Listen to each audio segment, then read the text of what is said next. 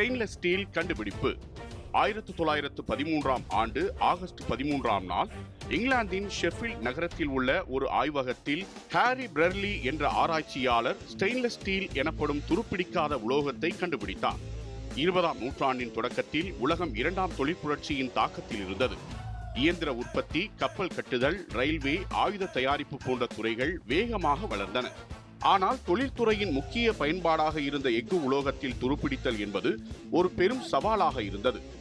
குறிப்பாக துப்பாக்கி குழாய்கள், கப்பல் பாகங்கள், ரசாயன தொழிற்சாலைகள் போன்றவற்றில் துருப்பிடித்தல் மிக பெரும் பிரச்சனையாக இருந்தது.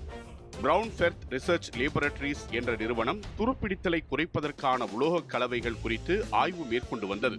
அதன் ஆய்வகத்தில் பணியாற்றிய ஹாரி பிரெர்லி பல்வேறு விகிதங்களில் கார்பன் மற்றும் குரோமியம் ஆகியவற்றை கலந்து பரிசோதனைகள் செய்தார். அப்போது 12.8% குரோமியம் மற்றும் 0.24% கார்பன் கொண்ட ஒரு எஃகு கலவை துருவை எதிர்க்கும் தன்மை பெற்றிருப்பதை கண்டறிந்தார். குரோமியம் எஃகின் மேற்பரப்பில் ஒரு மெல்லிய ஆக்சைடு படலத்தை உருவாக்கி காற்று மற்றும் ஈரத்துடன் உலோகத்தின் நேரடி தொடர்பை தடுத்ததே துருப்பிடிக்காத தன்மைக்கு காரணம் என்பதை கண்டறிந்த பிரெர்லி 1913 ஆகஸ்ட் 13ஆம் நாள் தனது கண்டுபிடிப்பை உலகிற்கு அறிவித்தார். இந்த துருப்பிடிக்காத எஃகு ஸ்டெயின்லெஸ் ஸ்டீல் என பெயரிடப்பட்டது. இதன் கண்டுபிடிப்பு உலோகத்துறையில் ஒரு புரட்சியை ஏற்படுத்தியது.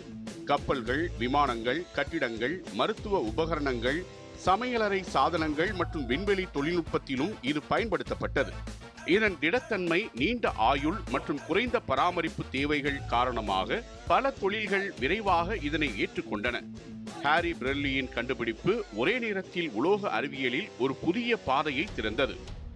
பின்னர் ஆஸ்டெனிட்டிக், ஃபெரிட்டிக், மேட்டன்சிட்டிக் போன்ற பல்வேறு வகையான ஸ்டெயின்லெஸ் ஸ்டீல் கலவைகள் உருவாக்கப்பட்டு வெவ்வேறு தேவைகளுக்கு ஏற்ப பயன்படுத்தப்பட்டன.